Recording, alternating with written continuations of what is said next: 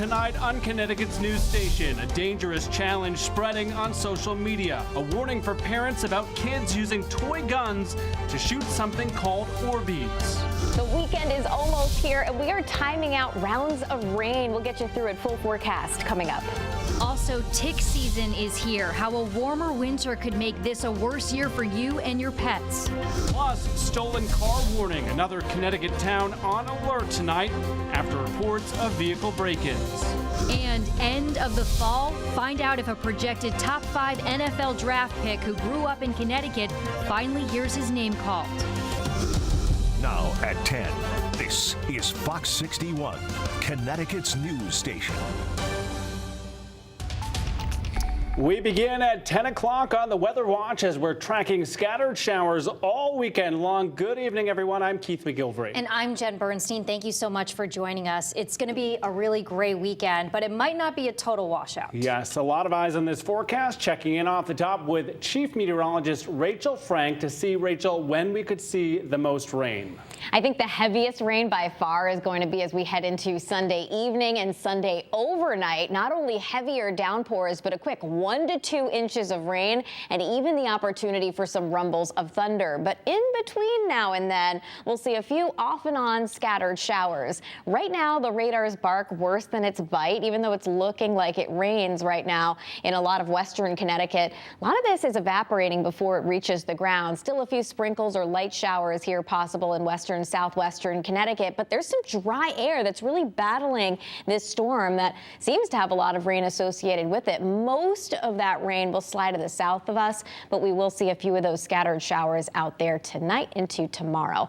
Right now, we're looking at temperatures in the 40s to right around 50 degrees. We'll see overnight lows sticking in the 40s.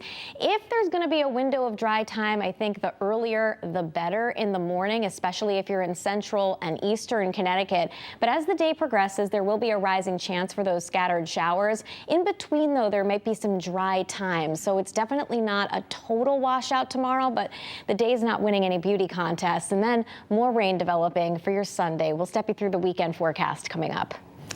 All right. Thank you, Rachel, for that. New at 10 o'clock, we are hearing from teens as police are warning parents tonight about a potentially dangerous social media challenge. West Hartford, the latest town, reporting kids taking part in what's called the Orbeez challenge. So that's when someone is using a toy gun to shoot gel beads at people or vehicles. A lot of questions here. Fox 61's Gabby Molina joining us live in West Hartford tonight. Gabby, I'm just learning about this. A lot of folks are talking about it. What's going on here?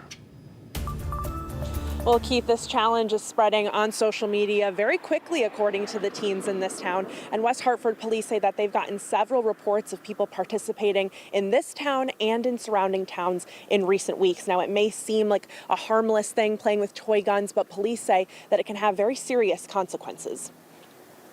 A social media challenge has made its way to West Hartford, and police and school officials are trying to stop it in its tracks. I heard about it this morning, but I haven't heard it in school or anywhere else. I did see the email about it, though.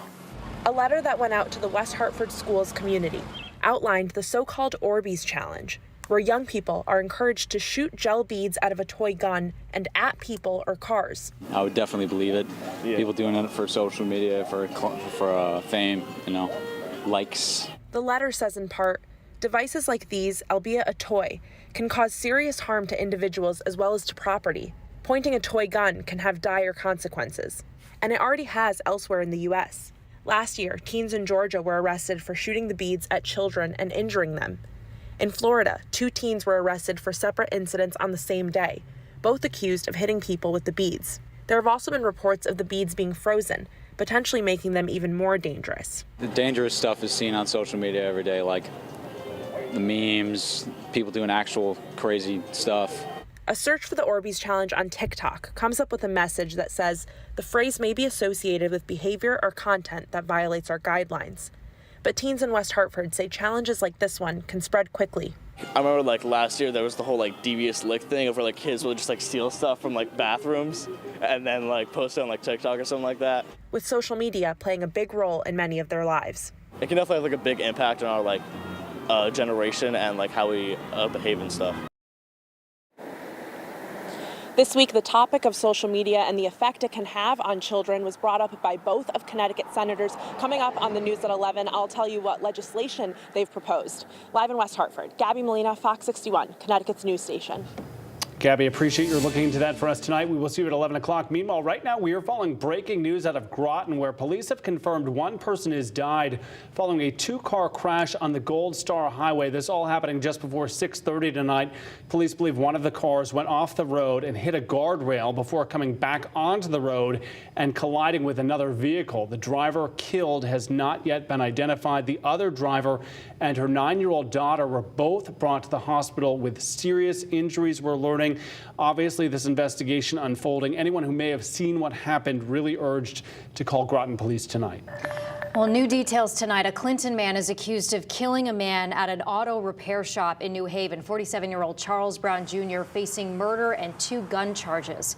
Investigators say he shot 39-year-old Juan Carlos Colon of East Hartford on Forbes Avenue around 11 yesterday morning. Brown is being held on $2 million bond. This is the 10th homicide in New Haven so far this year. A Waterbury teenager facing a judge after he's accused of bringing a loaded gun to Crosby High School. Investigators saying 18-year-old LaShawn Dance had a stolen gun that was swiped from Pennsylvania back in 2019.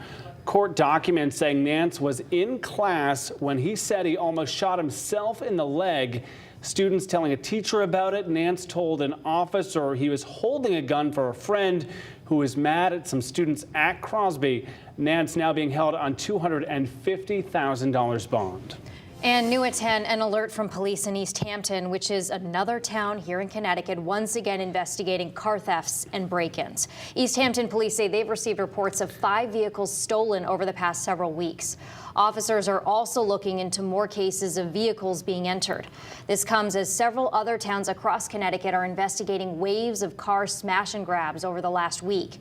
That includes neighboring Glastonbury, where police put out a similar warning yesterday. All right, we are following breaking news in sports tonight. The agonizing wait is over for a quarterback who played in high school right here in Connecticut. This is some exciting news on a Friday night. We were waiting for this when we joined you at 6 o'clock. After lighting it up at the Xavier High School in Middletown and at the University of Kentucky, Will Levis now knows where he will begin his pro career. The Tennessee Titans drafting him with the 33rd overall pick in the NFL draft. Levis was in Kansas City for the draft last night, since many analysts had expected him to be picked in the top 5.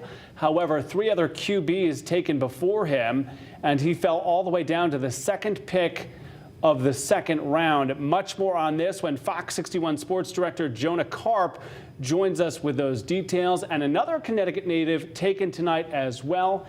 Exciting news ahead in sports.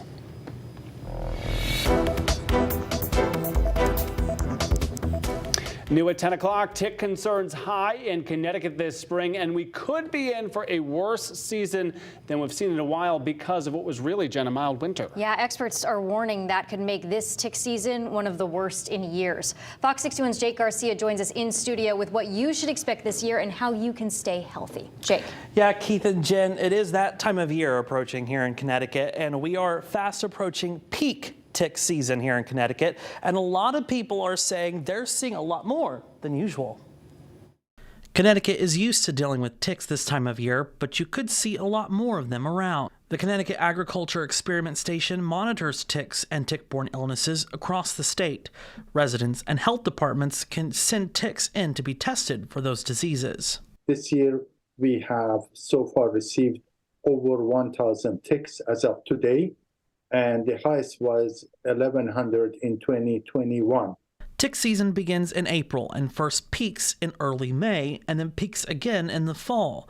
With a more milder than average winter, that could also be behind the increase in tick populations.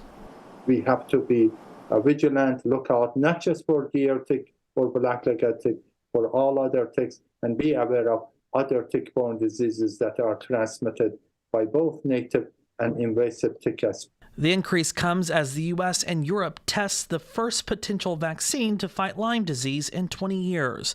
Until a vaccine is approved, experts say personal protection is the best line of defense. Dr. Malai recommends avoiding long exposure to wooded areas, but if you do find yourself wanting to enjoy the outdoors, make sure you wear light-colored clothing and wear repellents that contain DEET.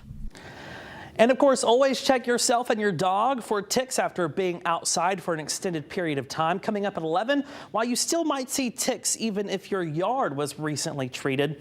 In studio, Jake Garcia, Fox 61, Connecticut's news station. Yuck. All right, Jake, thank you very much. Well, new at 10 students at Western Connecticut State University are helping out their classmates who are struggling to find meals.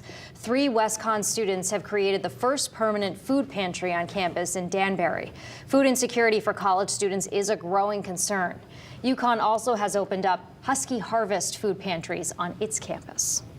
All right, our Fox 61 Spring Bucket List Tour is back, and it's going to all start on Monday. Yes, we are very excited about this adventure. Rachel Piscatelli and I heading out around Connecticut, showing you some of the fun activities your families will love. So many of them so affordable, and we will be doing all kinds of things. Jen, we're going to head to the tropics in Hartford, so a bit of a tease there. We're not going to tell you where we're going. Maybe getting in the water at Mystic Aquarium. We're also going to visit this fantastic tulip farm. Jimmy gave us a preview a couple of days ago, but we're going to be in the fields for the whole thing. We're going horseback, back to childhood riding at a great spot in Litchfield County. And then perhaps the one I'm most excited about, we are suiting up and taking the field for the very first time with the Hartford Athletic. It all starts Monday morning, 7 to 11 a.m. right here on Fox 61, Connecticut's news station.